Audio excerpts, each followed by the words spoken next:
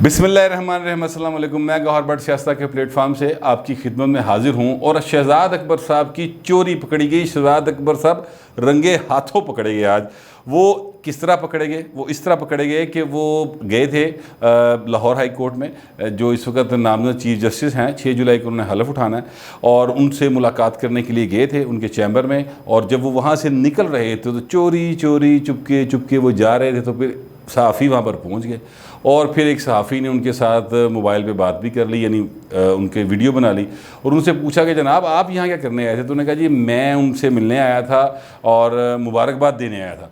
तो अब सवाल ये है कि वो मुबारकबाद देने आए थे, 6 जुलाई को उन्होंने हल्फ उठाना है, तो मुबारकबाद एड्डी छेती किमें देने आ गए? अब हमारे उस्ताद मोहतरम हैं सईद चौधरी साहब, उनकी ये इन्फॉर्मेशन है कि वो कहते हैं कि पहले उनसे कहा गया था, शहजाद अकबर साहब ने कहा था चीफ जस्टिस, नामजद चीफ जस्टिस से, कि जनाब मैं आपसे आपके घर में मुलाकात करना चाहता हूँ। तो उन्होंने कहा कि जी घर आप नहीं आएँ, आपने आना है तो चैम्बर में आ जाएँ। तो लिहाजा वो चैम्बर में गए और वहाँ पर जाके मुलाकात की। अब चूँकि ये एक मुलाकात जो है ओपनली नहीं हुई, ये तो पकड़े गए ना मौके के ऊपर शहजाद अकबर साहब, तो ओपनली मुलाकात नहीं हुई। तो उसके बाद फिर बातें शुरू हो गई हैं, गुफ्तगू शुरू हो गई है कि जनाब ये क्या करने गए चीफ जस्टिस के पास जो नामजद हैं अभी, और फिर इनका क्या काम है। माजी में ऐसी वैसे बहुत सारी मिसालें हैं कि चीफ जस्टिस साहबान जो हैं उन्होंने इस किस्म के मशीरों को मिलने से इनकार किया। उन्होंने कहा कि जनाब हम नहीं मुलाकात करेंगे।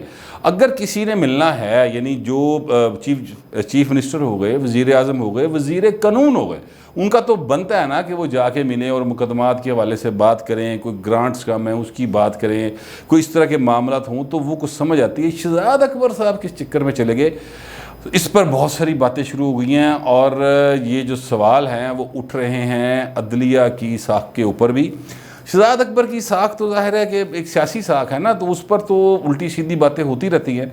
लेकिन यहाँ पर जो अदलिया की साख पर और आने वाले चीफ जस्टिस के हवाले से जो गुफ्तगू शुरू हुई है, मैं तो वो ऑन रिकॉर्ड नहीं कर सकता, मैं तो वो कैमरे के आगे आपके सामने बयान नहीं कर सकता, क्योंकि ज़ाहिर है तौहीन अदालत का भी ख़तरा है और एहतराम तो बाहर रहना चाहिए।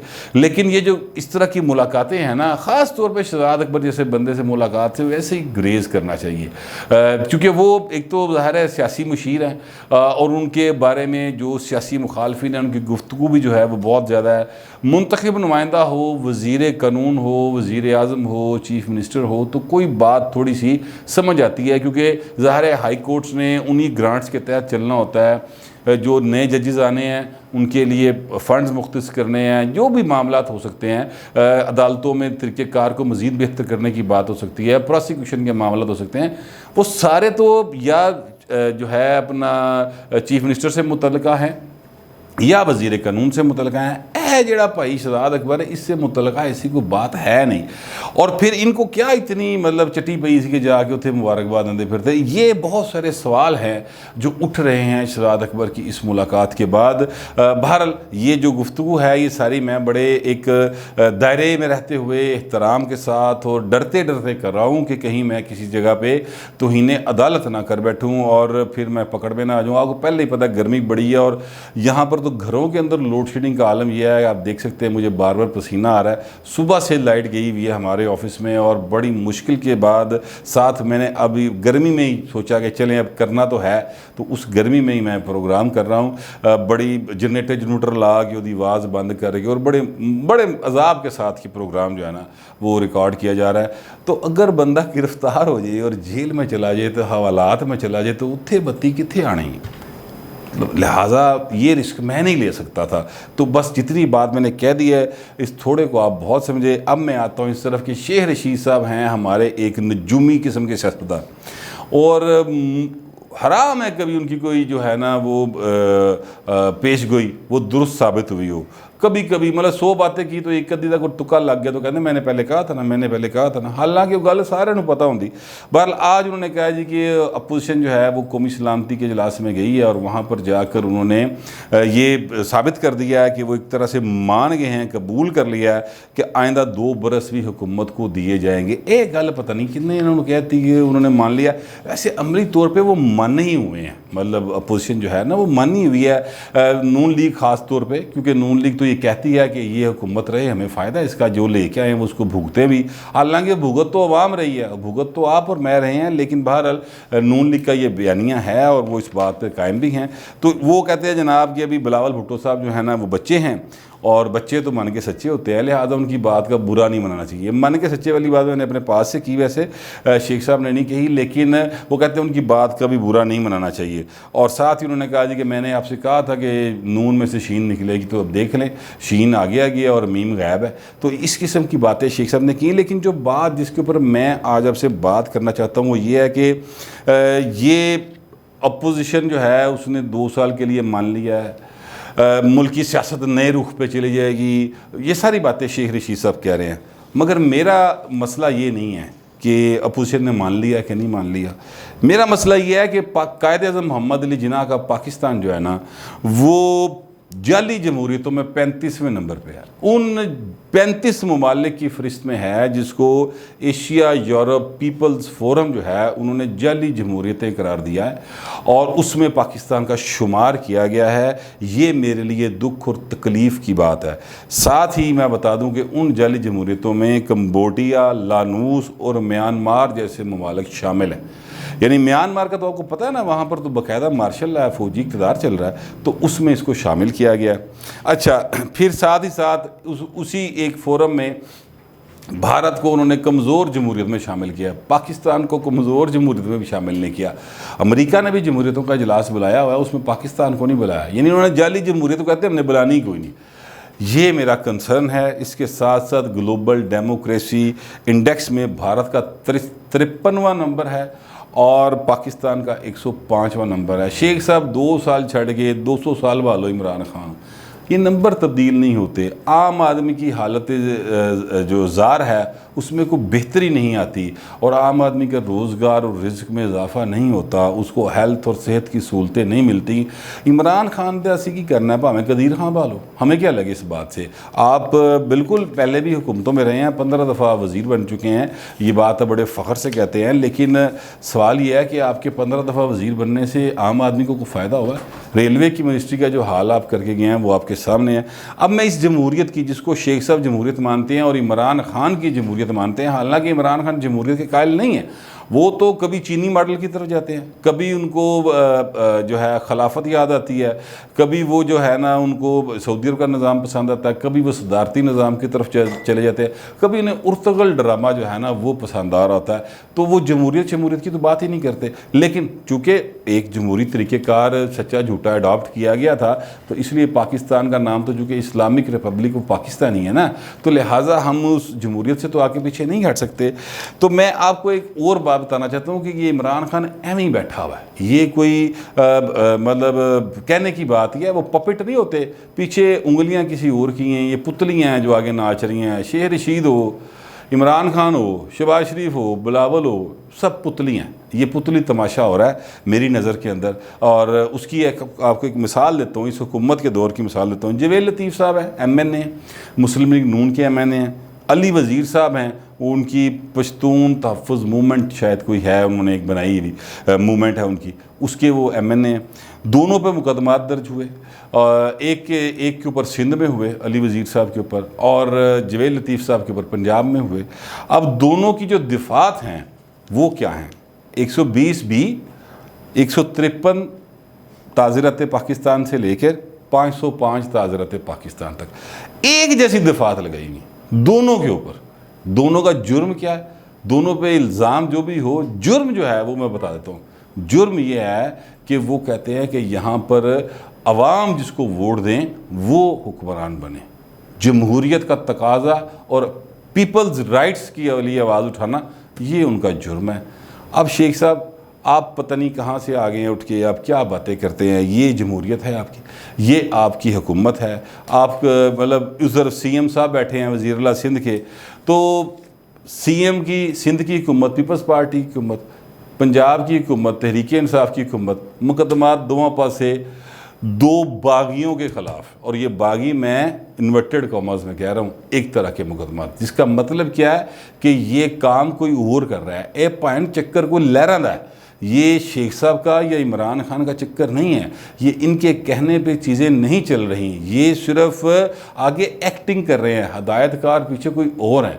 और वो जो हदायतकार है ना, वो बहुत क्या कहना चाहिए, अब डर भी लगता है, लेकिन हदायतकार वो बड़े अच्छे हैं, ज़बरदस्त हदायतकार हैं। वैसे वो फिल्म ड्रामा जो बनाते हैं ना, वो ज़बरदस्त चलता है। अभी इमरान खान का ड्रामा चला, बड़ा ज़बरदस्त ड्रामा चला, 2011 से लेके ऑनवर्ड ड्रामा चलते ही चला जा रहा है कि मैं जनाब खलनायक वाली वो इस तरह करके बोली बोलते हैं और खलनायक की तरह चलते हैं।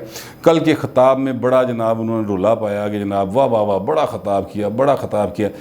इजलास था बजट का, अब ज़रा ख़िताब की कहानी सुन लें। इजलास था बजट का, उस पर 1% बात की, 1% भी टोटल बात नहीं की उन्होंने, ठीक है। उसके बाद जो बात की वो पाकिस्तान के अवाम की गुर्बत की, बिजली की, महंगाई की कोई बात नहीं की। सारी की सारी बातें क्या की कि जनाब हम अमेरिका के साथ नहीं चल सकते, हम अफ़गानिस्तान के साथ हैं, अफ़गानिस्तान की अवाम के साथ हैं। कश्मीर के इशू पर वही पुराना घिसा पिटा सारा जो है वो बयानिया वो बयान कर दिया, कल कोई भी नहीं बिचो, लेकिन रोला पिया। हाँ साहब की तकरीर बड़ी अच्छी, वाह जी वाह, वाह जी वाह, तकरीर बड़ी अच्छी। और भाई ने पूछो तो सही, क्या की, नई बात क्या की, कहा क्या। इजलास तो सिर्फ बजट के ऊपर, उसके उनका सारा खिताब दोबारा सुन के देख लें, 1% भी बात नहीं की बजट के हवाले से उन्होंने, एक बात नहीं की।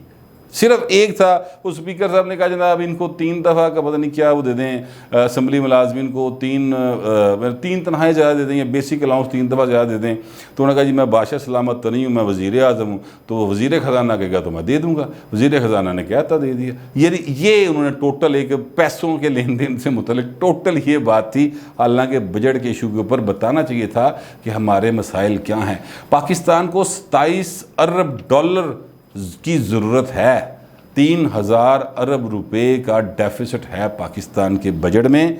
27 अरब डॉलर के हवाले से वज़ीर आज़म ने एक जुमला नहीं कहा कि असी कितों लेने ने, ये हम कहाँ से पूरा करेंगे, एक जुमला नहीं कहा। लेकिन वज़ीर आज़म हो रही है। हाँ बड़ी ज़बरदस्त गल्लां की थी।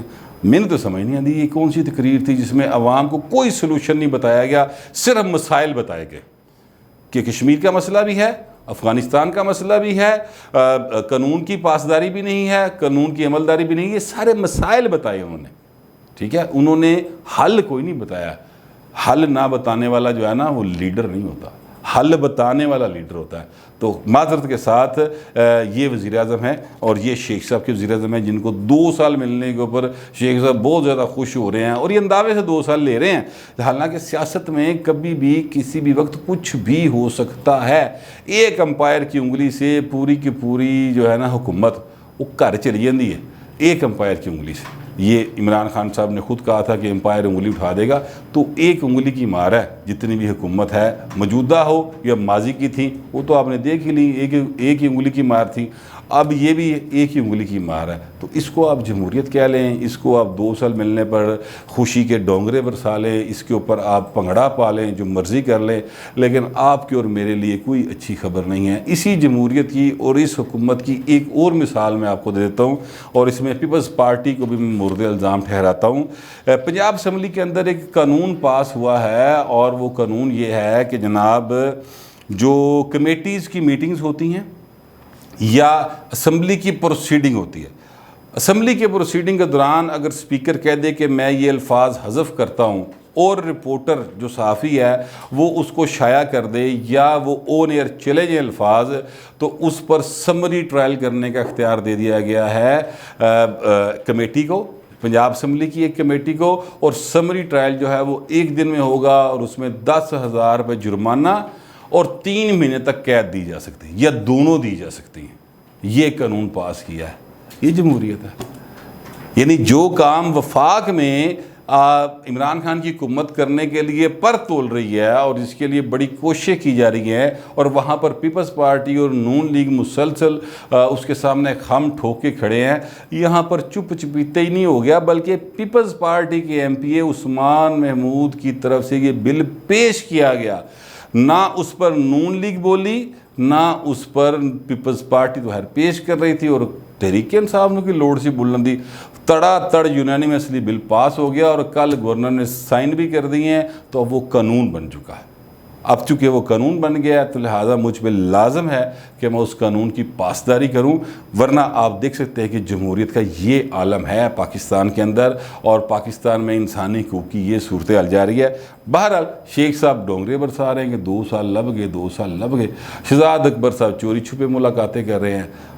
अल्लाह ही जाने कौन बशर है, अल्लाह ही जाने कौन सी जमहूरियत है, अल्लाह ही जाने यहाँ पर हमारे साथ मुस्तकबिल में क्या होना है। 2 साल इमरान खान और रह गए तो फिर ताड़ा और मेरा पता नहीं क्यों होएगा। और ताड़े मेरे तो मुराद आपकी ज़ात या मेरी ज़ात नहीं है, आम आदमी की बात है कि उसका पता नहीं क्या बनेगा। लेकिन शहबाज शरीफ साहब अफसोस कर रहे हैं अपने तायाजाद भाई की डेथ का।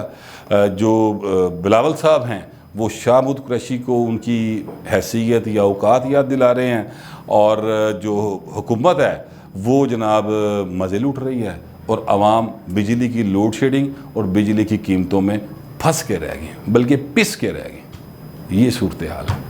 फिल वक्त इतना ही, मिलते हैं अगले व्लॉग।